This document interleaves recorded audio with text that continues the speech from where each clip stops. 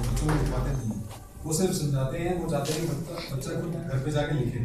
तो उन्होंने जो बताया 1 घंटे के लेक्चर में, उसको वापस घर जाके रिकॉल करना और वापस उसको लिखना अपनी कॉपी के अंदर कि कैसे समझ आएंगे, सीपीसी के ऑर्डर्स लिखने हैं, उनके आगे रूल्स लिखने हैं।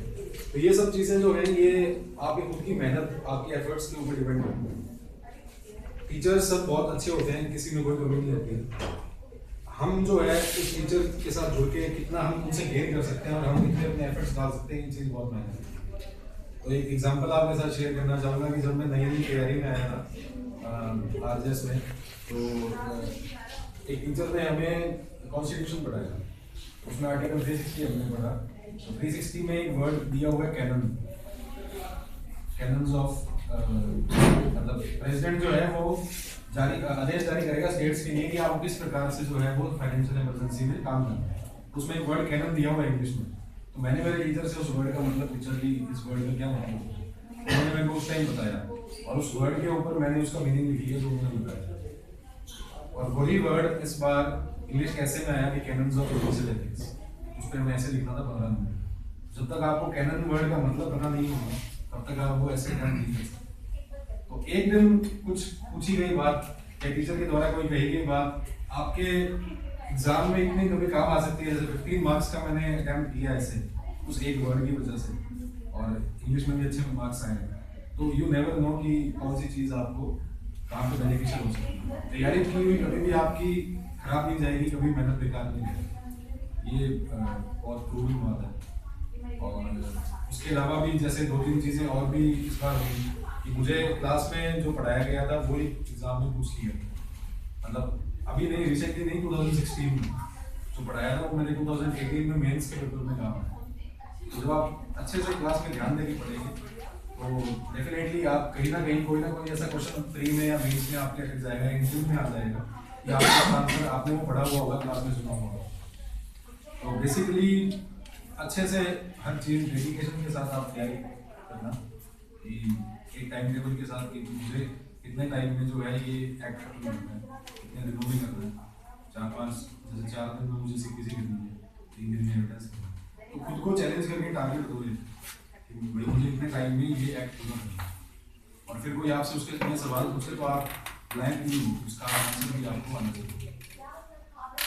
फैक्ट कि अभी सिलेबस कम हो गया है तो आपको और ज़्यादा मेहनत करनी होगी, क्योंकि बहुत डीप में जो है वो सवाल पूछे जा सकते हैं, खासकर प्रोसीजरल लॉ में से किसी में से तो ये चीज़ कोई कमी नहीं रह जाए कहीं भी, कहीं 1 मार्क्स का भी अपने प्री में रह गया और 1 नंबर से इतना क्वालिफाई नहीं हुआ, ऐसा नहीं। अपने को अपने पूरे एफर्ट्स देते हैं हर चीज़। और एक और चीज़ के साथ एक और माइंड में रख के आप तैयारी करना कि मेंस जो है वो प्योरली आपके हाथ में है। जितना आप एफर्ट्स मेंस में डालोगे ना खुद का, उतने मार्क्स आपके मेंस में अच्छे आएंगे। डोंट डिपेंड ऑन इंटरव्यू की इंटरव्यू मुझे अच्छे अपने आप मिल जाएंगे, मेरे पास नॉलेज है, इंग्लिश अच्छी है, हिंदी अच्छी है। ये मत रखना कि इंटरव्यू में आपको अच्छे मार्क्स मिलेंगे। आप ये रखो कि मेंस में मेरे को अबव 150 अबव 160 स्कोर करना है, ताकि इंटरव्यू में आप बिल्कुल भी डिपेंडेंट नहीं हो। जब आप मार्क्स देखते हो ना, जो मतलब टॉप 5 में जो बच्चे आते हैं उनके रिटर्न में इतने मार्क्स होते हैं कि उनको इंटरव्यू इज अ फॉर्मेलिटी होता है, वो उनका रैंक सुधारती है। तो जैसे 171 कट ऑफ गई है तो आपके नंबर इतने होने चाहिए कि इंटरव्यू में कोई फर्क नहीं पड़े, या ओबीसी में हो या जो भी आप कैटेगरी है। तो मेंस अपने हाथ में है, मेंस पे जितना एफर्ट करोगे इस हिसाब से ही आप तैयारी करना कि मेरे अच्छे मार्क्स मेंस में ही आ जाए, ताकि इंटरव्यू पे कोई डिपेंडेंस नहीं है। और प्री तो आपको एक कट ऑफ क्रॉस करनी है, मार्क्स तो उसके जुड़ते नहीं है, लेकिन प्री के लिए ये सजेशन है कि हिंदी इंग्लिश हमेशा कंसिस्टेंट है, सेम सिलेबस है, ग्रामर आती है 30 मार्क्स की आउट ऑफ 100। तो 33% अगर आप अच्छे से स्कोर कर लो, अब 28, 29 या 30 में 30 भी दिया हुआ, तो लॉ का पेपर अगर मान लो बड़ा आपका कमजोर भी हो, 19-21 हो जाए तो कोई दिक्कत नहीं होनी चाहिए, क्योंकि आपकी हिंदी इंग्लिश जो है वो आपकी अच्छी है। इस बार जैसे लगता है क्रिमिनल ईजी है, लेकिन इस बार सबसे ज़्यादा जो नेगेटिव गलत आंसर मेरे हुए हैं खुद के, वो क्रिमिनल में ही हुए हैं, क्योंकि पेपर पूरा जो है वो अप्रोच ही चेंज कर दिया है, नहीं प्रैक्टिकल अप्रोच का प्रोसीजर लॉक नहीं कर रहा है। पेपर अगर मान लो आपका कम भी हो जाए, मुश्किल हो जाए, तो लैंग्वेज एक आपका हमेशा स्ट्रॉन्ग फैक्टर रहना चाहिए। प्री में भी लैंग्वेज की इंपॉर्टेंस है, 30 मार्क्स हैं, और मेंस में 100 मार्क्स हैं, 50-50 हिंदी इंग्लिश। तो जो भी आपका मीडियम है उसमें आपको अच्छे से मेहनत करनी है, और जो आपका मीडियम नहीं है, ऑपोजिट है, उसमें आपको ज़्यादा मेहनत करनी है। मान लो आपका हिंदी मीडियम है तो आप ये मत सोचो कि हिंदी में ऐसे आएगा तो हम लिख लेंगे, आपको तैयारी उसके लिए देखो करनी पड़ेगी, क्योंकि हाथ से ऐसे लिखने पड़ेंगे, ताकि तब जब आप मेंस में तैयारी करो तो आपका लॉ का जो बर्डन है उतना ही रहे, आपका ऐसे ऐसे आपको बर्डन नहीं लगेगी यार अभी मुझे ऐसे भी लिखने हैं ऐसे भी पढ़ने हैं। वो आपके पहले से तैयार हो तो you just have to read it once, 15 minute में आप ऐसे पढ़ लोगे आप, डेली अगर 1 घंटा दोगे तो विचार ऐसे डेली के आप पढ़ सकते हैं। जो आपने 15 ऐसे या 10 ऐसे लिख दिए उनको बार बार रिवाइज करते रहो ताकि वो आपके फिट हो जाए। कुछ ऐसे ऐसे होते हैं जो हमेशा यूनिवर्सल एप्लीकेशन के होते हैं, उनके आप पैराग्राफ्स किसी भी ऐसे में डाल सकते हो तो वो आप में आपकी हेल्प करते हैं। जैसे कॉन्स्टिट्यूशन पे कोई ऐसे आ गया, जुडिशरी पे ऐसे आ गया, उसके 2-3 पैराग्राफ ऐसे होंगे जो आप कोई भी ऐसे आए कॉन्स्टिट्यूशन या जुडिशरी में उसमें आप उनको फिट कर सकते हैं। तो ऐसे जो है वो आपके 100 में से नियर अबाउट 50 मार्क्स ऐसे में अगर आपके आ जाएं, लॉ जो है वो अगर किसी में 45 या 40 में रह गए तो आप नियर अबाउट 150 या 140 जो है आप क्रॉस कर देंगे। तो अगर आपको मार्जिनल तरीके से तैयारी करनी है या आपको आप सोच रहे हो कि जस्ट मुझे 150 ही चाहिए तो मैं ऐसे तैयारी करता हूँ, लेकिन आप ये सोचो कि मुझे पहले तो पूरा पेपर अटेम्प्ट करना है चाहे सिविल हो जाए। टाइम मैनेजमेंट जो है अगर जजमेंट आ गया 10 नंबर का तो 20 मिनट जजमेंट को देने हैं ज़्यादा से ज़्यादा, 20 मिनट से ज़्यादा किसी जजमेंट में नहीं लगते हैं, चाहे सिविल का हो चाहे क्रिमिनल का हो। और उससे पहले आपको 90 मार्क्स का पेपर अटेम्प्ट करना है 2 घंटे और 20 मिनट। तो थोड़ा टाइम मैनेजमेंट के साथ अपने मेंस का अगर एग्जाम दें तो अपना पूरा पेपर भी कंप्लीट होगा और कोई चीज़ छूटेगी नहीं, और जो भी आप लिखे होगा रेलेवेंट उसके मार्क्स आपको पक्का मिलेंगे। आप ये मत सोचो कि यार 5 मिनट बचे हैं 3 नंबर का एक ही सवाल है लिखने का मन नहीं कर रहा छोड़ देते हैं, ये मत रखना। आप जितना भी आपको आता है आप अपना पूरा आखिरी सेकंड तक जब तक आपसे कॉपी नहीं ली जाती तब तक आप लिखना, कोई दिक्कत नहीं, ताकि आपको आ रहा होता है और आप नहीं लिख के आते हो तो लॉस आपका ही है। ऐसा मत सोचना कि यार मैं नहीं करूँगा मेरा हाथ उठने लग गया है, जो भी है 3 घंटे हो गए पूरे, जब तक आपसे कॉपी नहीं ली जाती तब तक आप लिखना। जितना आप लिखोगे और ऐसे में जितने आप लिखोगे अच्छा मैटर जो आप कलेक्ट करोगे अच्छे मटेरियल से बुक से या कहीं से लिखोगे तो आपको ही बेनिफिट होगा उस चीज़ में। मेरे इंग्लिश के ऐसे में आखिरी मिनट तक मैं लिखता था जो भी रेलिवेंट चीज़ें थी। पिछली बार मतलब 2016 मेंस में 25 मार्क्स आए थे इंग्लिश ऐसे में, इस बार 31 मार्क्स आए। तो मुझे पता लगा कि कमी जो है वो लिखने में रह गई थी, मैं वर्ड्स जो थे या मैटर मेरे को आता था मैं लिख नहीं पाया। पिछली बार मैंने 15 मिनट पहले पेपर कर दिया था इंग्लिश का, और इस बार मैं बिल्कुल लास्ट मिनट तक लिख रहा था क्योंकि नए नए थॉट्स दिमाग में आ रहे थे और उसको लिख रहा था। तो जो भी आप लिख के आओगे उसके आपको मार्क्स डेफिनेटली मिलेंगे, इसमें कोई कमी नहीं है। आप ये सोचो कि मार्क्स नहीं मिलते हैं या एज इट इज डायरेक्ट की लैंग्वेज होनी चाहिए तभी मार्क्स मिलते हैं, ऐसा भी नहीं है। एक जनरल आइडिया मिलना चाहिए एग्जामिनर को कि आप क्या सोचते हो सेक्शन के बारे में, आपने क्या पढ़ा है, बेसिक चीज उनको क्लियर होनी चाहिए कि ये बच्चा पढ़ गया है। फिर आपने उसके अंदर मान लो मटेरियल पॉइंट्स लिखनी है और सेम वर्डिंग नहीं आ रही है ऐसे भी तो भी कोई दिक्कत नहीं है, एक आइडिया लग जाना चाहिए एग्जामिनर को कि इसको आता है। तो 3 में से आपके 2 नंबर डेफिनेटली आ जाएंगे, और एज इट इज अगर आप लिख के आओगे विद सेक्शन नंबर तो आपको 3 में से 3 भी मिलेंगे। ऐसा भी नहीं है कि मार्क्स एज इट इज लिख के आते हैं तो मार्क्स काटते हैं, वो सोचते हैं कि काम आ गया, ऐसा भी नहीं है। 3 में से 3 भी मिलते हैं, 4 में से 4 भी मिलते हैं।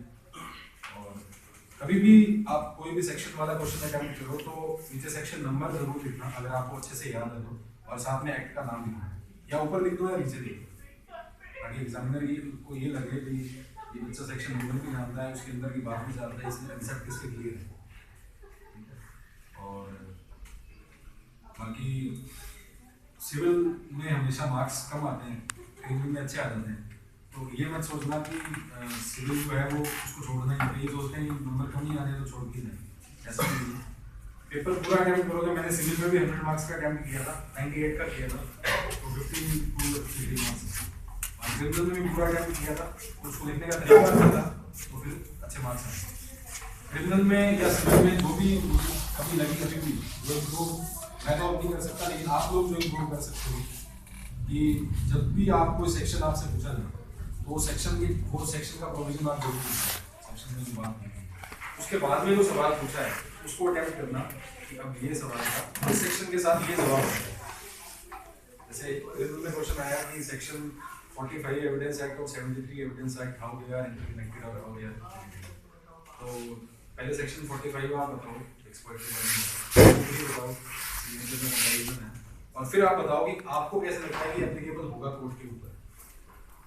तब एक कंप्लीट आंसर होता है। आप सीधा ही स्टार्ट कर दो कि ये सेक्शन 45 जो है ये रेलेवेंट है या रिलेटेड है इसके, ठीक है, तो ये एग्जामिनर सोचेगा भी इसको 45 भी नहीं मिलना, ये तो कम आंसर लिखेगा। अब ऐसे कोई इररिलेवेंट लिख के आएगा, कोई रेलेवेंट लिख के आएगा, लेकिन अपने को पूरा सेक्शन बताना है, दोनों प्रोविजन, और फिर बताना है कि ये कैसे रेलेवेंट है रिलेटेड।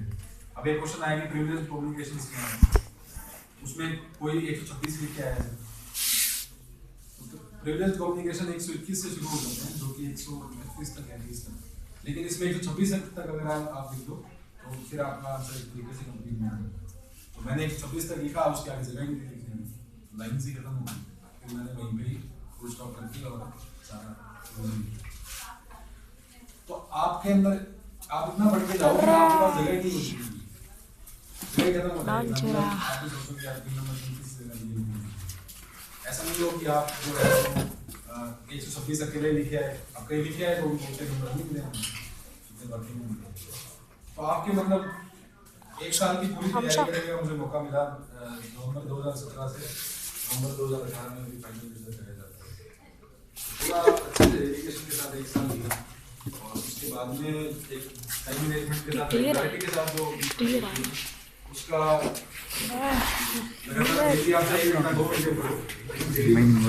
जैसे एग्जाम पास में आएगा तो आपकी सिटिंग अपने आप जो है 10 घंटे 12 घंटे 14 घंटे की अपने आप बन जाएगी, इस जैसे एग्जाम पास में आएगा। अभी आप 14 घंटे की सिटिंग नहीं ले सकते हो, क्योंकि अपने पास अपने दिमाग में कोई प्रेशर नहीं है, क्योंकि अभी डेट डिक्लेयर नहीं हुई।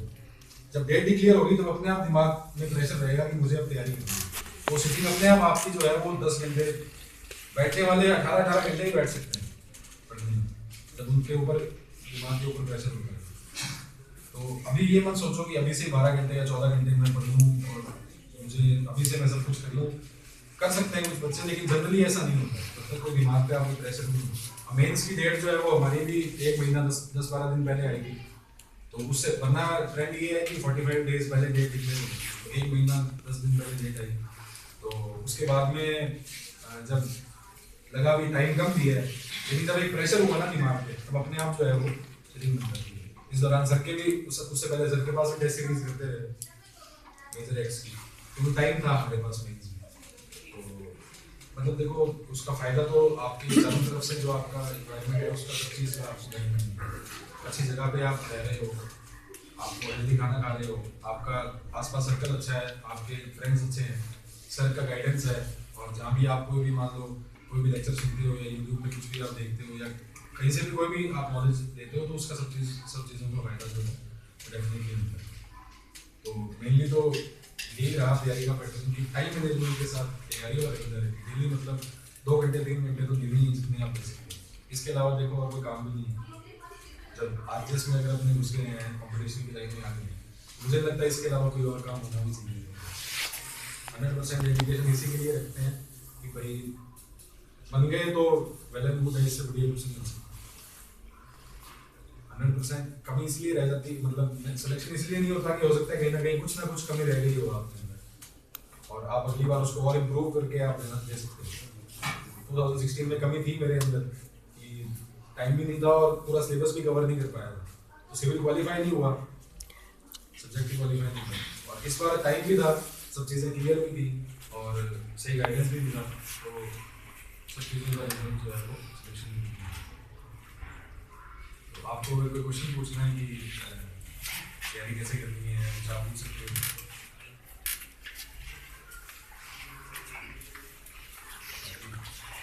लगता है कि आप सब वेल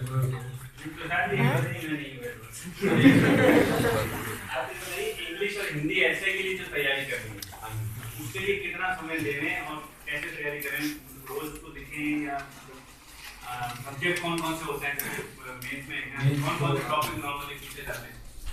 हिंदी इंग्लिश दोनों के एसेस जो आते हैं उनमें ये ट्रेंड देख रहे हैं, हाई कोर्ट जब से एग्जाम देने लगा है, आप भी देखोगे कि कॉन्स्टिट्यूशन पे एक ऐसे फिक्स आएगा, एक जुडिशरी पे एक ऐसे फिक्स आएगा और एक राजस्थान में फिक्स आएगा। राजस्थान में ठीक है, हाँ राजस्थान के बारे में, जल संरक्षण के बारे में, रोजगार या पर्यटन, लोग कुछ भी आ सकते हैं, राजस्थान पे एक ऐसे फिक्स आएगा। तो सर जो है, सर से आप एक टॉपिक ले लीजिए कि सर एक जनरल आप टॉपिक ले लीजिए सबको, और कल हम उस पर ऐसे लिख के लाएंगे, या आप सर से 10 टॉपिक लिखवा लीजिए, उन पे खुद ऐसे लिखिए और वो चेक करा लीजिए, ठीक है। खासकर कॉन्स्टिट्यूशन और कॉन्स्टिट्यूशनल जुडिशरी के मिक्स एसेज भी आते हैं, जैसे कॉन्स्टिट्यूशनल ऑब्लिगेशन ऑफ जुडिशरी और हमारा संविधान भविष्य का मार्गदर्शक, ऐसे क्वेश्चंस, ऐसे एसेज भी आ रहे हैं 20-20 नंबर के।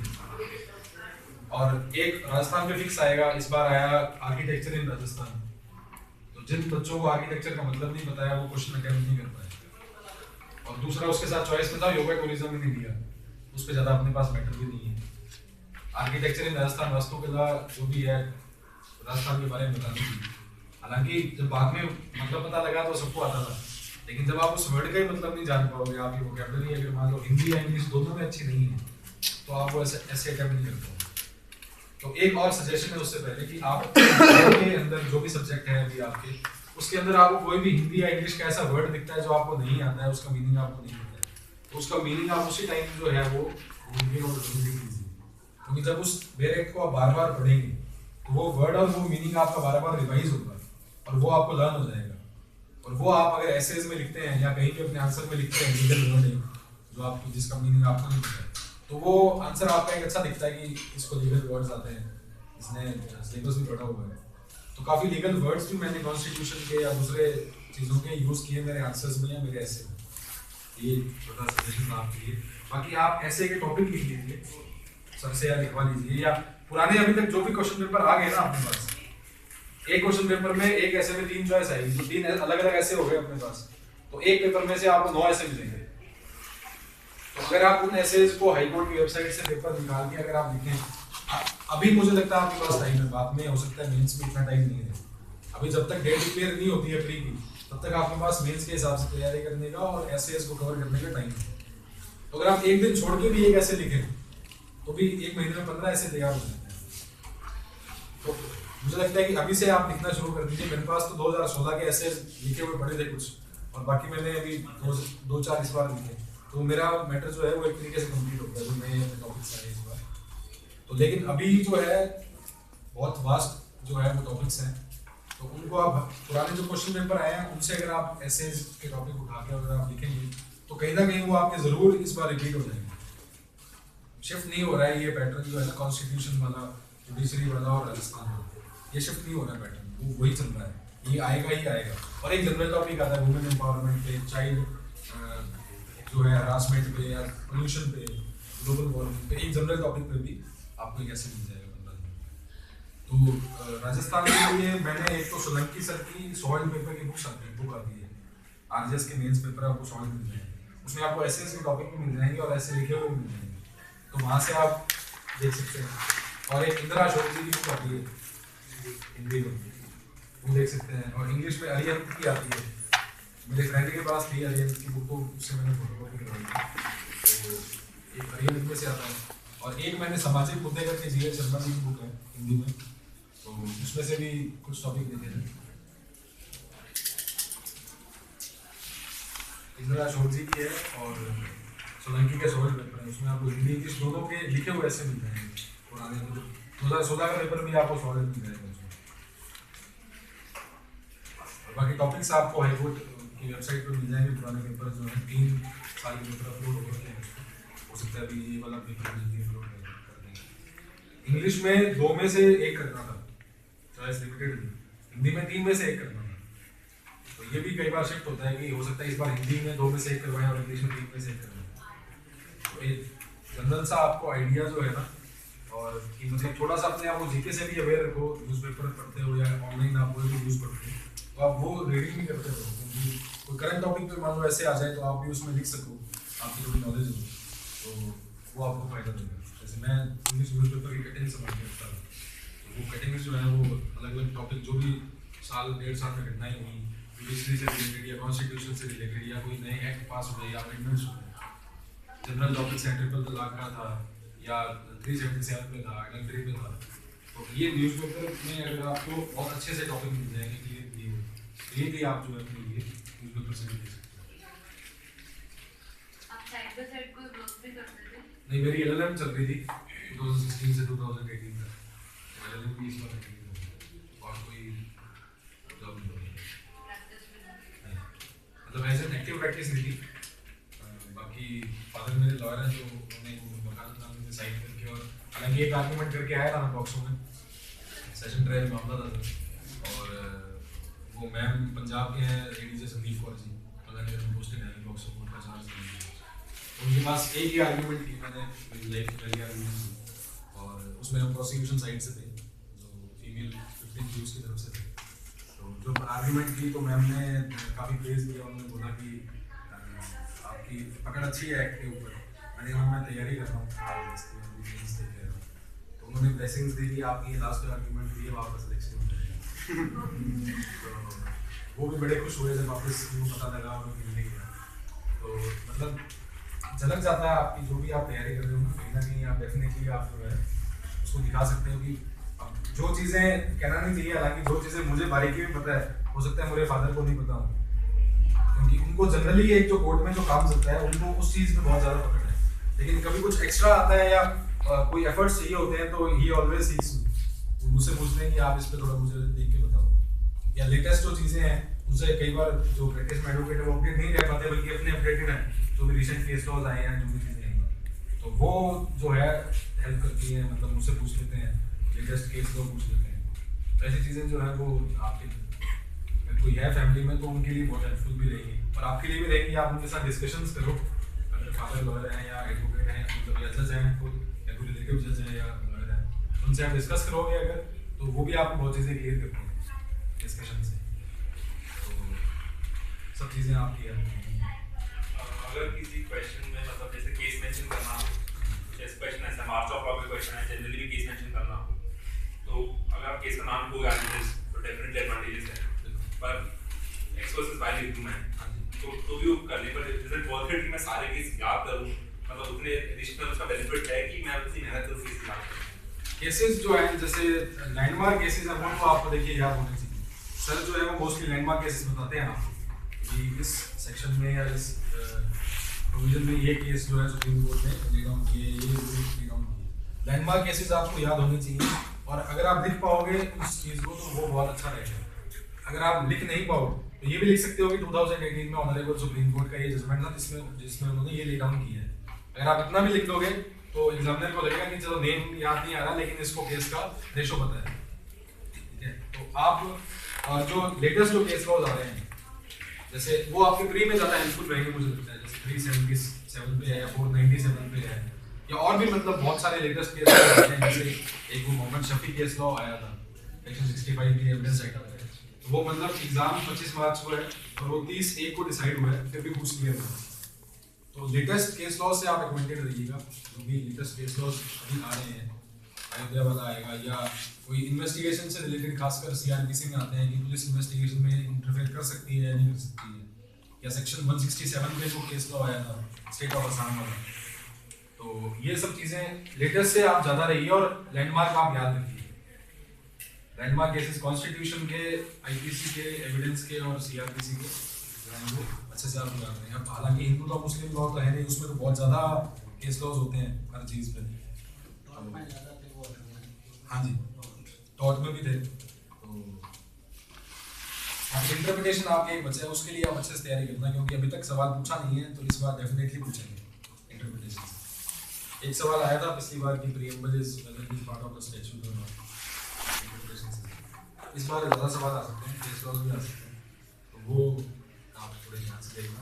एक जितने भी डॉक्ट्रिन्स हैं और जितने भी थ्योरीज हैं, चाहे कॉन्ट्रैक्ट एक्ट में है, चाहे आईपीसी, सीआरपीसी, कॉन्स्टिट्यूशन, किसी में भी है, थ्योरीज और डॉक्ट्रिन्स, वो आप अच्छे से जो है उनकी चाहे आप अलग से रजिस्टर लगा लो, ये सारी एक जगह लिख लो आप, और कौन से केस पे वो हेल्प किए हैं, कौन से केस में सुप्रीम कोर्ट ने उसको यूज़ किया। डॉक्ट्रिन्स और थ्योरीज जो है ये भी इंपॉर्टेंट है, कोई 3 नंबर में आ जाए आप एटलीस्ट उसमें लिख पाओ, केस लॉ लिख दो तो यू विल गेट मार्क्स।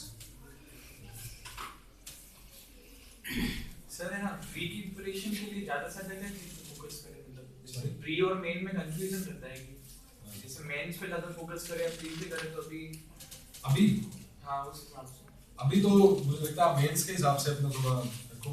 अभी जब प्री की डेट आएगी तो 1 महीना आपको मिलेगा, 1 महीना मिलेगा, तो मेंस की तो आपकी डिग्री